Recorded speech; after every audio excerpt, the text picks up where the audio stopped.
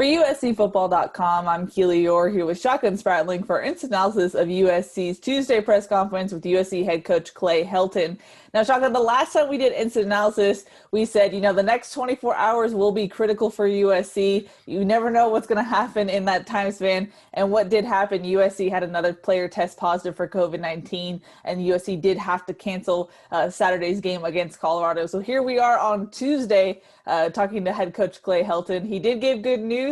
He said that Monday's PCR test came back all negative for all USC players, so they did receive clearance to go back to workouts on Tuesday. Their schedule is a day back from what we're used to reporting on just because they are playing on Sunday. They pushed that back too. There's a lot of updates, Shotgun. So what did you take away from the overall updates of where things stand with USC right now? Yeah, if you guys caught Tunnel Vision on Sunday, we were able to break the news that USC was going to move the game from Friday, a scheduled Friday game against Washington State this week, to Sunday, which should allow the USC players that initially were in that contact tracing of the first player that tested positive. Those guys will now, their 14-day window will end on Saturday, so they'll be eligible to play on Sunday.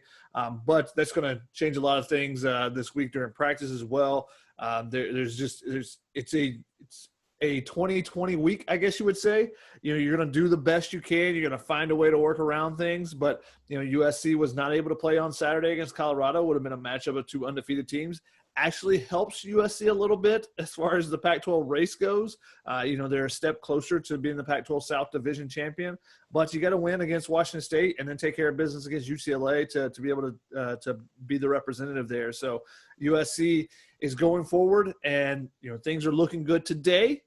We'll see where they are tomorrow and the next day, because just like we said last Thursday, it's kind of it's been an hour by hour type thing as far as the last week or so has been, just because of, the positive test and the contact tracing and trying to see who's healthy and who is eligible to play each game, not out for contact tracing or with a positive test. So USC, with the game being moved back though to Sunday, should be able to play and should have enough players as long as things go smoothly this week, and we hope that that's the case. Yeah.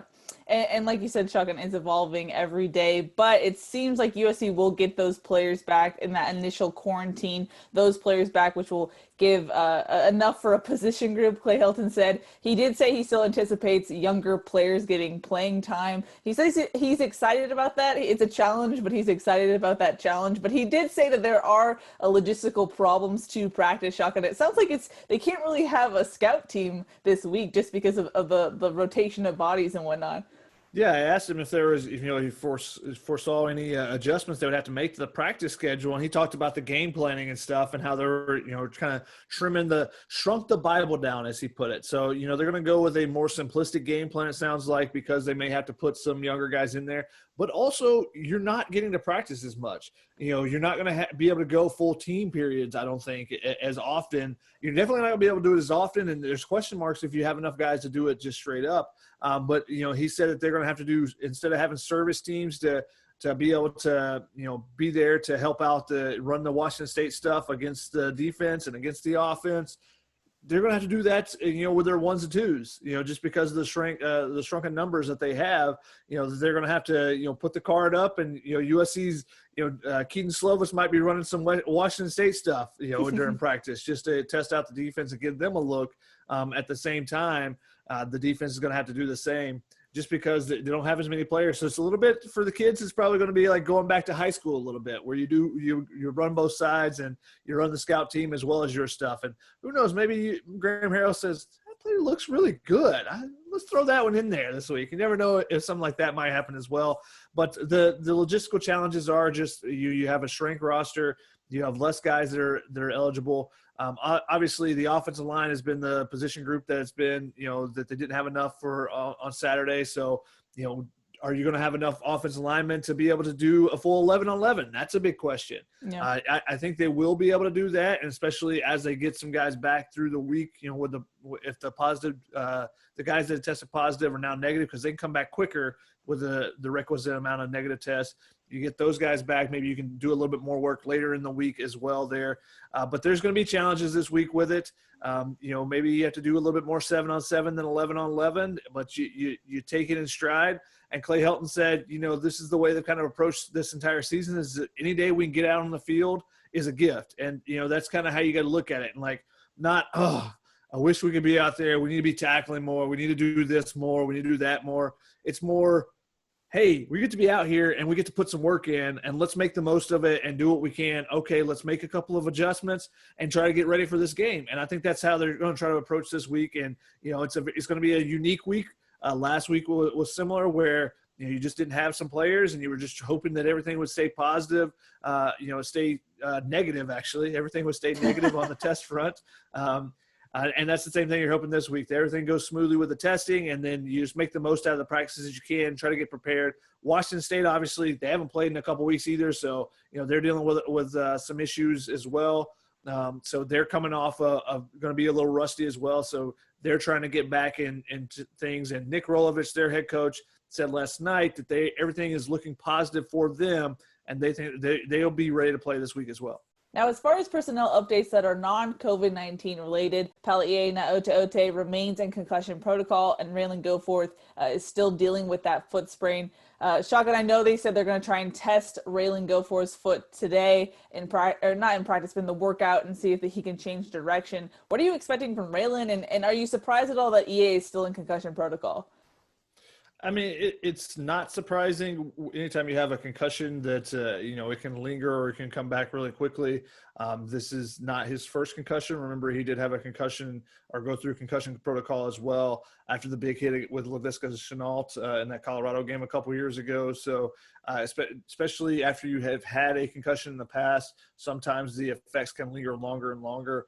So you have to be concerned there. And obviously they're going to take every step and every precaution when you're dealing with a head injury like that. So it's not necessarily surprising in the fact that it's a head injury, and sometimes those can last longer and there's no direct timeline. It's not like a broken arm where you go, okay, that's 4 to 6 weeks, and we know, specific deadlines that are normal for recovery there. Brain injury can be longer or shorter. Clay Helton said this is day 17 or 18 post-game. He said that sometimes they take up to 21 days, sometimes a little bit longer, but usually the normal window is 7 to 21 days. So they're hoping that they'll start seeing some positive developments in his recovery there. Raylan Goforth, on the other hand, the fact that he's going to be able to get out and they're going to do some change direction drills and see where he's at, I think is a positive sign. They haven't. Today is not their normal padded practices like they would have on a normal Tuesday, because the game is on Sunday. They move back their schedule. So today's more their walkthrough that they would have on a normal Monday. And then tomorrow they'll go full pads. So to get him out there, if they can do some things, and if he comes back tomorrow and there's positive signs, then I think that Raylan Goforth should be on track to play this week. So I think the extra week probably helped him in that regard. He said last night on Trojans Live that running backs Marquise Stepp and Stephen Carr both look good and should be good to go this week. So that's positive news. So the biggest concern is definitely at the linebacker position as far as injuries go. Mm-hmm. Now, though it seems too early to talk about an opponent just because, like we said, everything changes so fast, Clay Helton did give a scouting report on Washington State. What are the key takeaways for you from that, Shotgun? Well, the biggest thing is that Jayden DeLore, their quarterback, is going to play. So, they have been in, COVID issues for the last 2 weeks, and he was one of the guys that was not going to be able to play 2 weeks ago for their game. He probably wasn't going to be able to play last week. Obviously, both those games got canceled. So he is going to be back. Their freshman quarterback is a kid that USC recruited out of Hawaii as well, has put up some really big numbers so far this season, only 1 turnover. So Clay Helton's had a lot of positive things to say about him, said he has the it factor, said he's a winner. Of course, Clay Helton has said that about pretty much every quarterback now, so I guess they're all winners out there. But, he talked positively about Jayden DeLore. The big question, and Clay Helton didn't really mention this, but is Max Borghi going to be back? Their running back, who is a dynamic weapon, especially in that Mike Leach offense last year, catching the ball in the backfield, running the ball. He could do a little bit of everything. And we haven't seen what he can do in this offense.